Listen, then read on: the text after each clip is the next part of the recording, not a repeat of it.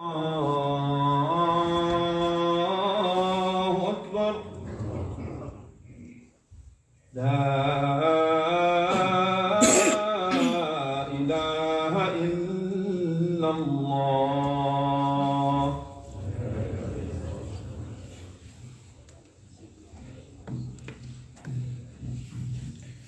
إن الحمد لله نحمده ونستعينه ونستغفره ونتوب إليه وأشهد أن لا إله إلا الله وأشهد أن محمدًا عبده ورسوله بلغ الرسالة وأدى الأمانة ونصح للأمة وتركها على المحجة البيضاء ليلها كنهارها لا يزيغ عنها إلا هالك إن أصدق الحديث كتاب الله وخير الهدي هدي محمد بن عبد الله صلوات الله وسلامه عليه أحباب رسول الله. Chers frères, chères sœurs, Inch'Allah, notre sermon d'aujourd'hui va se centrer sur un sujet très important qu'on peut même qualifier que c'est l'essence de l'islam, la réalité de l'islam. Ce que le prophète alayhi salatu wassalam comprenait lui-même lorsqu'il faisait sa da'wa, lorsqu'il faisait donc sa prédication. Ce qui était dans le cerveau du prophète alayhi salatu wassalam lorsqu'il faisait da'wa, l'islam, qu'est-ce que l'islam représentait dans son cerveau? C'est quoi? Est-ce que c'est l'islam qu'on pratique aujourd'hui? Est-ce que c'est l'islam qu'on est en train de propager et de diffuser? C'est quoi? C'est une grande question. Vous savez tous que toutes les prescriptions de l'islam, lorsque l'islam dit « if'al wa la taf'al », fais ou ne fais pas, les ordres et les interdictions, al-amr wa nahi, il y a un objectif, il y a une finalité derrière. Et cette finalité, elle est toujours éthique et morale. C'est-à-dire qu'il n'y a pas d'ordre ni d'interdiction qui ne contient pas au sein de cet ordre ou de cette interdiction une finalité éthique et morale. Donc, je veux parler de quoi? Je veux parler du bon comportement, la bonne conduite, la moralité, l'éthique en islam. Nous savons tous également, et nous répétons tous les jours, des versets et des hadiths. On dit par exemple, وَمَا أَرْسَلْنَاكَ إِلَّا رَحْمَةً لِلْعَالَمِينَ. Le prophète alayhi salatu wassalam n'a pas été envoyé comme miséricorde. Miséricorde, c'est une vertu, c'est une qualité, c'est une moralité, c'est l'éthique, c'est un comportement, c'est une conduite. Allah Azza wa Jal, dans le Coran, il a fait des éloges sur le prophète alayhi salatu wassalam, si on peut s'exprimer ainsi. Il a dit « Wa innaka la'ala khuluqin azim » Tu es certes d'une qualité éminente. Le prophète alayhi salatu wassalam, il a dit également « Innama bu'istu li'utammima makarim al-akhlaq » Je n'ai été envoyé, et ça en arabe c'est une restriction dans la phrase. Une restriction, c'est-à-dire je n'ai été envoyé que pour ça. Que pour ça. Je n'ai été envoyé que pour parfaire les bonnes conduites. C'est-à-dire l'essence, la quintessence du message du prophète alayhi salatu wa salam, c'est le bon comportement. La prière, c'est pour avoir un bon comportement. Le jeûne, c'est pour avoir un comportement. Le hajj, c'est pour avoir un comportement. Toutes les prescriptions de l'islam, le but visé, c'est avoir un bon comportement, une bonne conduite. Et là, maintenant, je vais entrer dans le vif du sujet. On va voir comment le prophète alayhi salatu wassalam, lui-même, comment il voyait la présentation de l'islam. Comment lui, il présentait l'islam aux non-musulmans. Et ça, c'est fondamental. Et nous verrons également comment les compagnons présentaient l'islam. Est-ce que c'est la même manière que nous avons aujourd'hui pour présenter l'islam? Est-ce qu'il n'y a pas un décalage?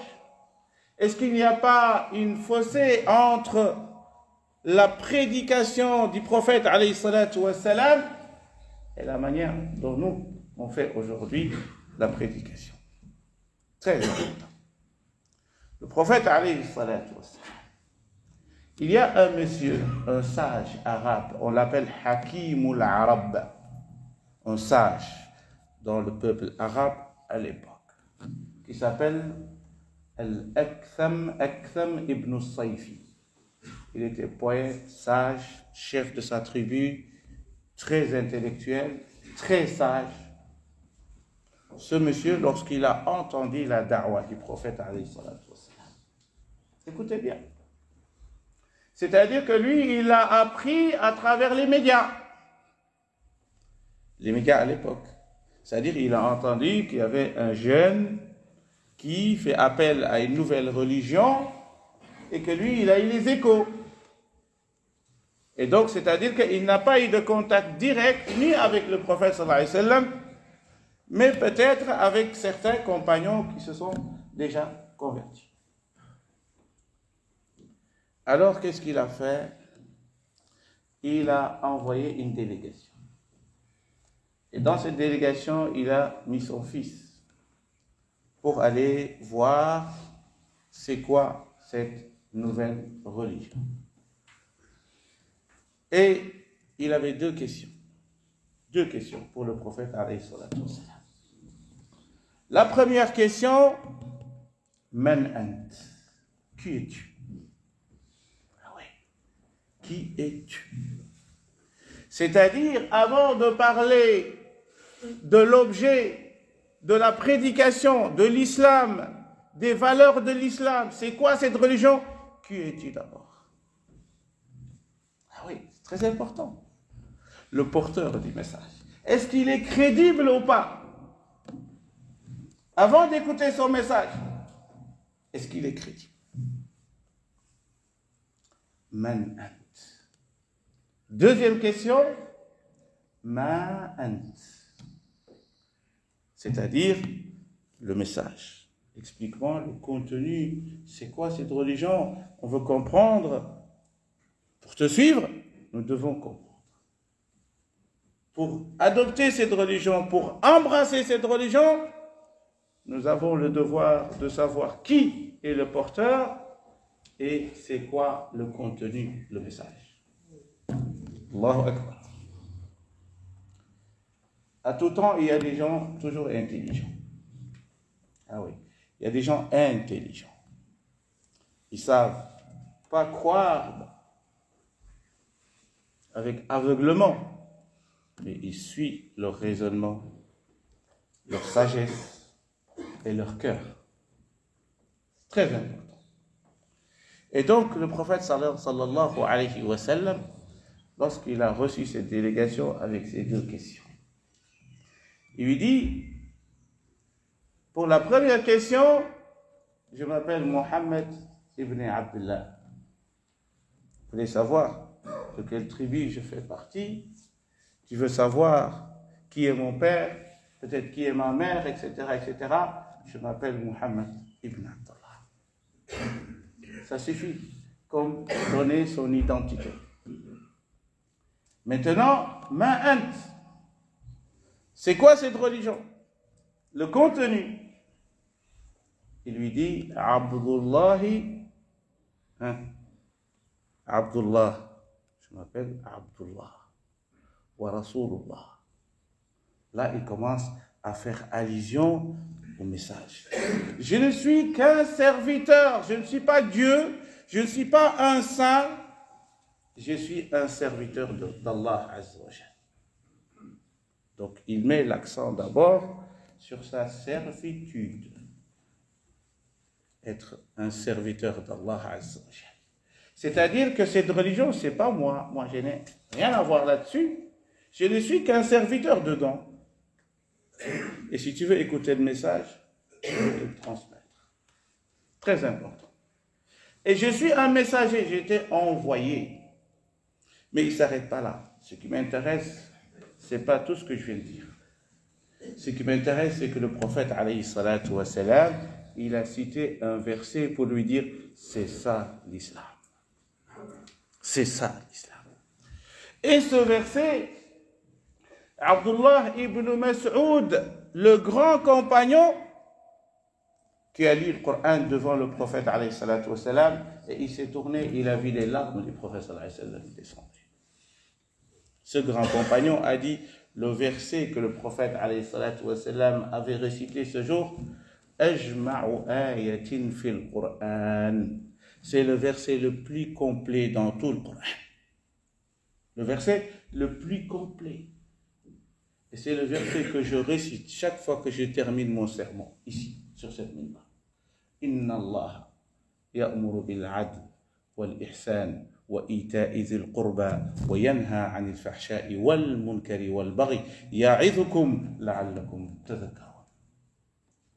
Un verset extrêmement important. Sur le plan théologique et sur le plan historique, pour ceux qui connaissent l'histoire de l'islam. Parce qu'il y a un moment dans l'histoire des musulmans que sur les manabir, on insultait la famille du prophète, alayhi salatu wassalam. Et c'est lui qui ne le faisait pas, l'imam qui ne le faisait pas, juste après qu'il va descendre du minbar, il est en prison. Et lorsque Al-Khalifa, Al-Adil, Al-Rashid, Omar ibn Abdel Aziz, lorsqu'il est arrivé, et d'ailleurs c'est pour cela qu'on l'appelle le 5e Khalife bien guidé, parce qu'il a corrigé cette erreur qui devait perdurer jusqu'à aujourd'hui, c'est-à-dire lorsque une autre famille a pris le pouvoir, la famille Omeyyade, et qui était contre la famille du prophète alayhi salatu wassalam. Et donc, il fallait insulter Ali ibn Abi Talib, sa famille, la famille du prophète, alayhi salatu wassalam, sur les manabir. Et lorsque lui, il est arrivé, il a imposé aux imams.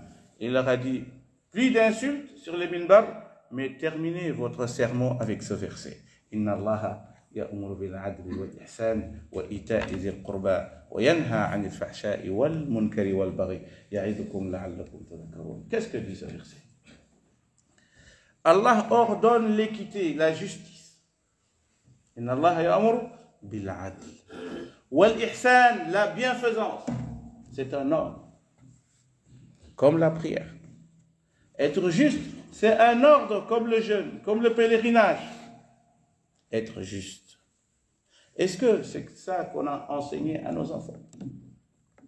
Que être juste, c'est comme la prière. Ou bien on a mis en avant la prière avant d'être juste. Parce que dans nos comportements, parfois, les parents, on n'est pas juste. Et ça, c'est une valeur. Et c'est un ordre divin. Inna Allah ya'mur. Dieu ordonne la justice. Et la bienfaisance. Al-ihsan. Inna Allah ya'mur bil 'adli wal ihsan wa ita'i dhil qurba. Et être également bienfaisant envers les proches. La famille. Elle est très importante en islam. Wa yanha 'anil fahsha'i wal munkar. Allah également interdit et blâme tout ce qui est blâmable, l'interdiction, le vol, la fornication, tout ce que vous voulez. Donc, au début, la première partie du verset, c'est des valeurs. La deuxième partie du verset, c'est des valeurs. Et là, à aucun moment, il n'a cité une obligation cultuelle, c'est-à-dire ni le jeûne, ni le hajj, ni la prière, ni une autre adoration. Il ne parle que de valeur. C'est-à-dire que le prophète sallallahu alayhi wa sallam, lorsque il était devant un non-musulman, il mettait en avant quoi? Les valeurs de l'islam, les vertus de l'islam.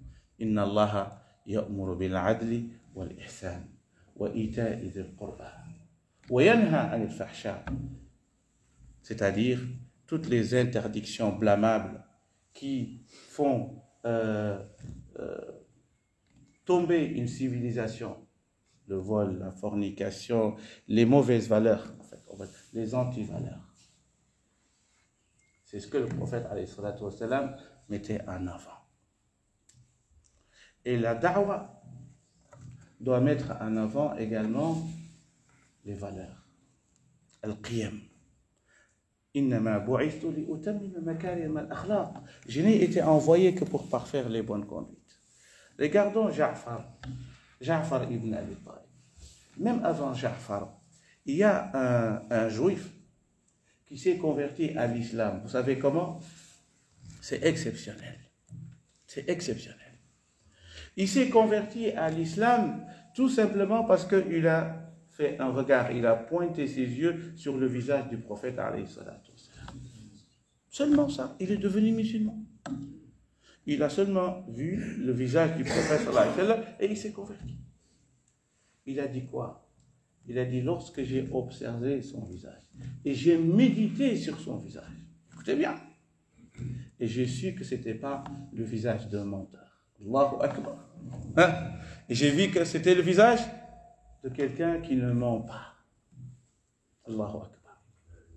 C'est-à-dire que même dans votre comportement, ça reflète l'éthique, l'intérieur reflète sur votre extérieur. Très important. Très important.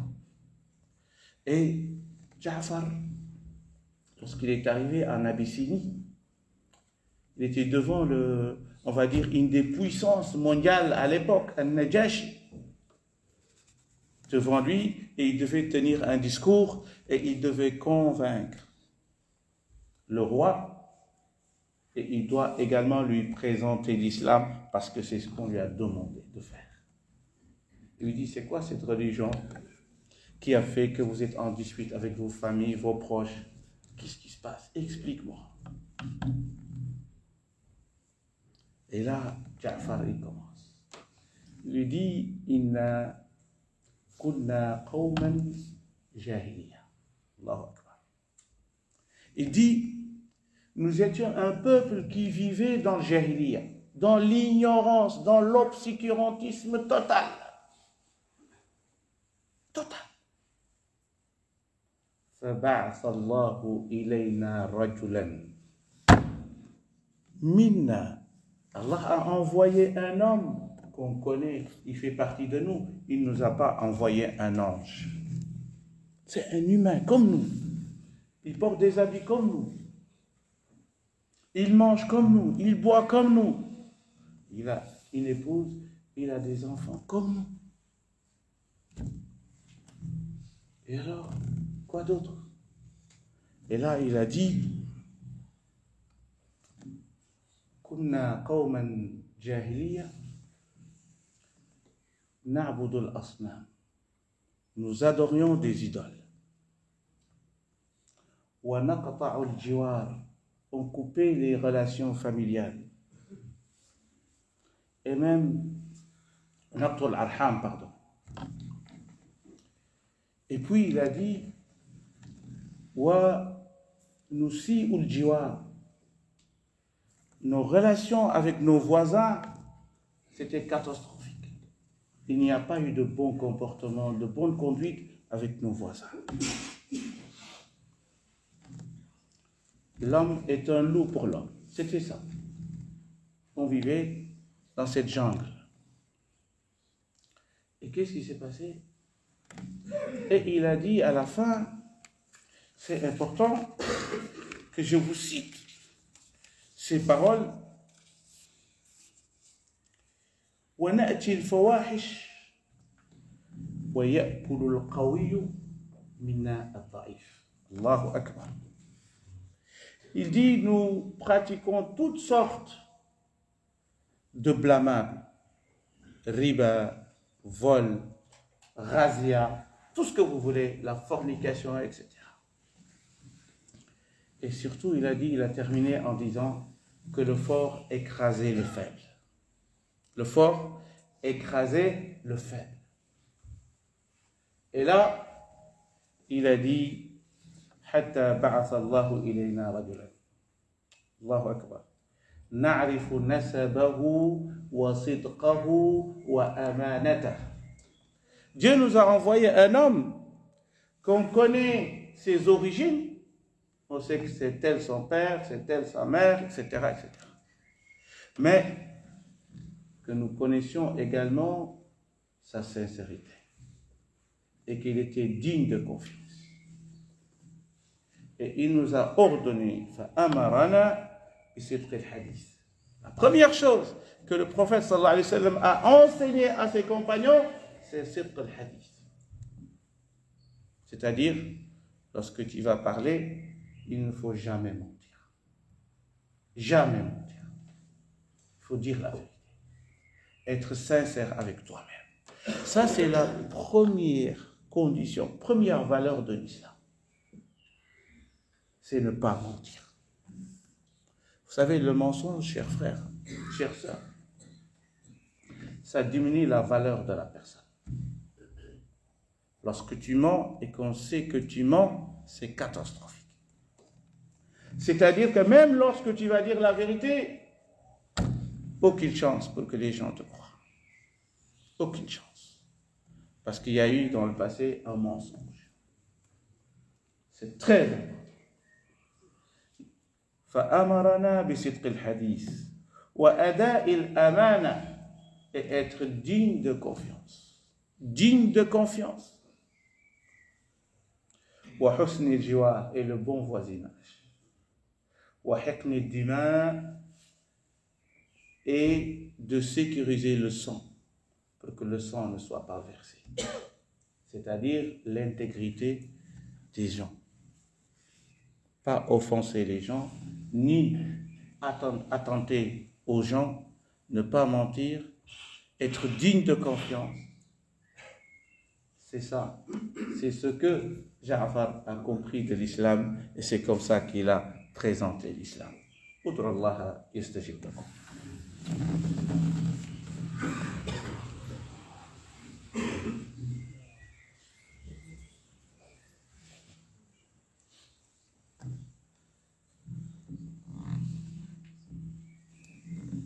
الحمد لله الحمد لله الذي بنعمته تتم الصالحات.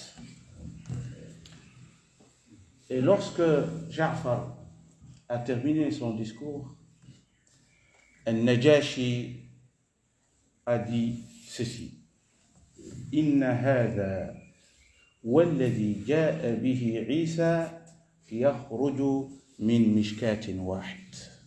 Allahu Akbar. Il a dit, en fait, le message de l'islam, l'islam avec un grand I, parce que l'islam n'a pas débuté avec Mohammed alayhi salatu wassalam. L'islam a débuté avec Adam alayhi salam. Depuis Adam, inna ad-dina 'inda Allah al-islam. La religion auprès d'Allah toujours a été l'islam. C'est la soumission à Allah azza wa jalla. Il a dit ce que Ja'far vient de dire, ça c'est le Malik, c'est le roi, c'est la première puissance mondiale qui parle et qui connaît le christianisme à l'époque et qui représentait son État, représentait le Vatican à l'époque. C'est l'État le plus puissant qui avait comme religion le christianisme.